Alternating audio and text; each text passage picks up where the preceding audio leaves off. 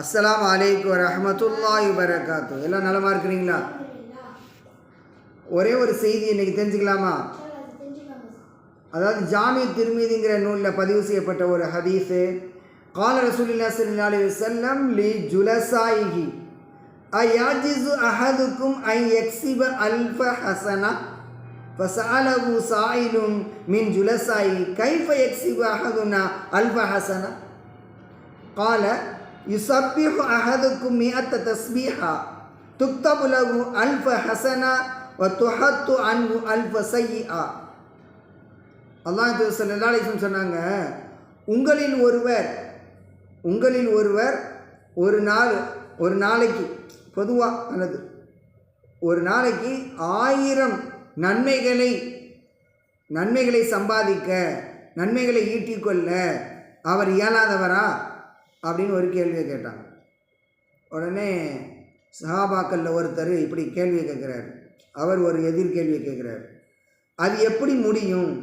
ஒரு நாளைக்கு எப்படி 1000 நன்மைகளை ஈட்டிக்கொள்ள முடியும் அப்படின்னு கேட்டபோது நபி ஸல்லல்லாஹு அலைஹி வஸல்லம் சொன்னாங்க, உங்களில் ஒருவர் 100 தஸ்பீஹ் சுபஹானல்லாஹ் சுபஹானல்லாஹ் சுபஹான் இப்படி 100 தஸ்பீஹ் சொல்கின்ற போது அவருக்கு 1000 நன்மைகள் கிடைக்கும். அவரிடமிருந்து 1000 பாவங்கள் மன்னிக்கப்படும் அப்படின்னு அல்லாஹ் ஸல்லல்லாஹு அலைஹி வஸல்லம் சொன்னாங்க. அதாவது பொதுவாக 1க்கு 10 என்பது அல்லாஹ்வுடைய கணக்கு. நம்ம ஒரு நன்மையை செஞ்சால் அல்லாஹ் எவ்வளோ கொடுப்பான்? 10 நன்மையை கொடுப்பான். அந்த விதத்தில் ஒரு தஸ்பீஹ் நம்ம சொல்கிறோம் சுபஹானல்லாஹ் அப்படின்னு சொன்னால் அதுக்கு 10 நன்மை. அப்போ இது மாதிரி 100 சொன்னால் எவ்வளவு நன்மை கிடைக்கும்? 1000 நன்மைகள் கிடைத்திடும். அதை விட அதோடு சேர்த்து 1000 பாவங்கள் மன்னிக்கப்படுகின்றன. நாம் செய்த பாவங்கள் மன்னிக்கப்படுகின்றன. ஆக நாம் எவ்வளவோ நேரத்தை வீணடிக்கிறோம். அந்த நேரங்களில் கொஞ்ச நேரம் ஒதுக்கி ஒரு நாளைக்கு நம்ம 1000 நன்மையை சம்பாதிக்கிறதுக்கு ஒரு வழிமுறையை நபி ஸல்லல்லாஹு அலைஹி வஸல்லம் சொல்லி கொடுக்குறாங்க.